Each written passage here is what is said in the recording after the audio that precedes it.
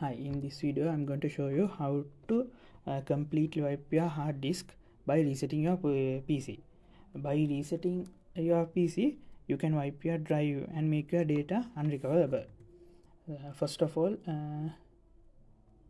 click start and go to the settings. Then in settings, select update and security, and then select recovery. Then just reset PC, select get start.